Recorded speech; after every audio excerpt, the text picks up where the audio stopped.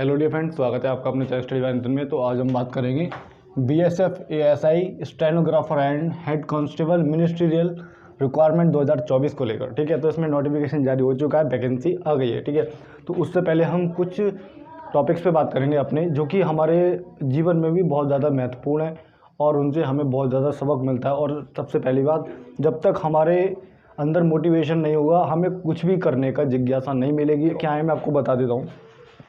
देखिए, गुरु से ज्ञान सीखिए और पिता से संघर्ष, माँ से संस्कार सीखिए। क्यों? क्योंकि इन तीनों का हमारे जीवन में बहुत बड़ा महत्व है। वो क्या है, मैं आपको बताता हूँ। गुरु से ज्ञान सीखिए। अगर आप गुरु कैसा भी है, अगर आप उसका अनादर करते हैं तो आप एक चीज़ समझ लीजिए, गुरु का अनादर मतलब ईश्वर का अनादर। ठीक। दूसरा, पिता से संघर्ष। जिस व्यक्ति ने पिता का संघर्ष नहीं सीखा, नहीं देखा, तो उसका जीवन में कोई महत्व नहीं। ठीक। आज के नज़र में बिल्कुल जीरो है। क्यों? क्योंकि उसने अगर पिता से कुछ नहीं सीखा तो वो दुनिया में कुछ नहीं सीख सकता और उससे कोई सिखा भी नहीं सकता। ठीक। माँ से संस्कार सीखिए। ठीक है, अगर जो माँ के संस्कार नहीं सीखा, वो व्यक्ति को कोई दुनिया की ताकत नहीं सिखा सकती और वो उस लायक नहीं कहलाएगा और समाज की नज़र में कुछ हो ही नहीं सकता। भाई, आप एक जेन्युइन सी बात समझिए, जो व्यक्ति अपनों की नज़र से गिर गया वो समाज की नज़र में क्या ही होगा, ये चीज़ आप भी जानते हैं। 12वीं, ठीक है, 12वीं के बाद बीए करना उतना ही ज़रूरी है जितना कि मृत्यु के बाद एक व्यक्ति की मृत्यु हो जाती है और 13वीं करनी बहुत ज़रूरी होती है। उसी की तरह है, 12वीं करने के बाद आपको बीए करना उतना ही ज़रूरी है जितना कि मृत्यु होने के बाद 13वीं करना है। क्यों? क्योंकि आपको चाहे जॉब मिले ना मिले, ठीक है, क्योंकि आत्मा को शांति बेशक मिलती है। एक बात हमेशा याद रखना, पढ़ाई आपका कहीं तक साथ नहीं छोड़ेगी और जो वैल्यू आप पढ़ाई को दोगे वो आपको वैल्यू देगी। चीज़ ईश्वर खुद देखता है, व्यक्ति कैसा है, क्या नेचर है, कहाँ तक मेहनत कर सकता है।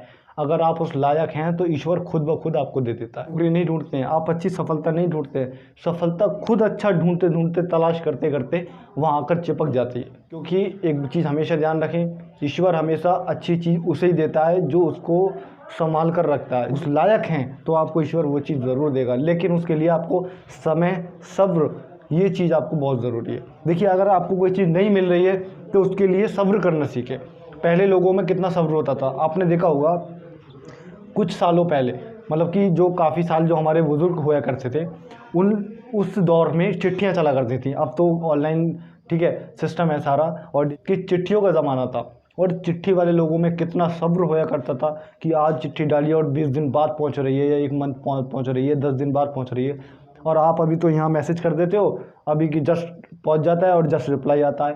ठीक, तो उनको भी सब्र नहीं है। अगर 2 मिनट, अगर ऐसा आपने किसी को रिलेटिव को कॉल किया, 1 कॉल कर दिया, 2 कर दिया, अगर उसने नहीं उठाया, किसी प्रॉब्लम में है, फ़ोन नहीं उठा पाया वो, तो हाथों हाथ रिश्ते ख़त्म कर देते हैं। क्यों? कि उसने हमारा फ़ोन नहीं उठाया। ठीक, ये सब्र करना सीखो। हो सकता है वो किसी काम में बिजी है, आपका कॉल नहीं उठा सकता, थोड़ी देर बाद रिप्लाई करेगा आपको या कॉल करेगा। सब्र करना सीखो। ठीक है, एकदम रिश्ते ख़त्म मत किया करो, किसी से ऐसा नेचर मत रखो या ऐसा वो भावना मत रखो कि उसने हमारा कॉल नहीं उठाता, उससे बात ही नहीं करेंगे। ऐसा नहीं है, उसकी प्रॉब्लम समझो।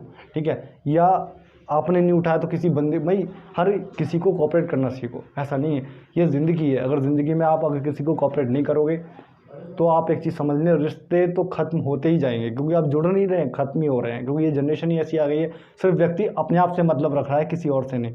तो आप ये सोचें, अगर रिश्ते आपको चलाने हैं या आगे तक रखने हैं तो आपको कोऑपरेट करना पड़ेगा और सब्र भी करना पड़ेगा और टाइमिंग भी देखनी पड़ेगी। ये चीज़ मैटर करती है। ठीक है, तो चलिए अपने पॉइंट पे बात कर लेते हैं।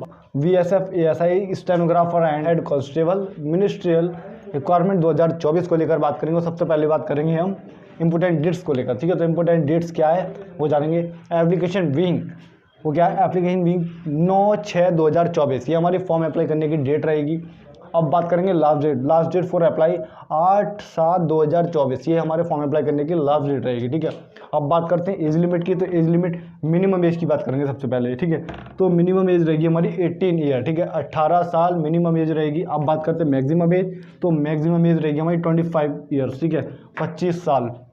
अब बात कर लेते हैं एप्लीकेशन फ़ी को लेकर। तो एप्लीकेशन फ़ी क्या रहेगी हमारी, पहले बात करेंगे जनरल और ओबीसी प्लस ईडब्ल्यूएस को लेकर। ठीक है, तो इन तीनों का 100 रुपीज़ चार्ज रहेगा, जनरल, ओबीसी प्लस ईडब्ल्यूएस। ठीक है, अब बात करेंगे SC/ST, तो SC/ST शून्य। ठीक है, कोई चार्ज नहीं है उनका।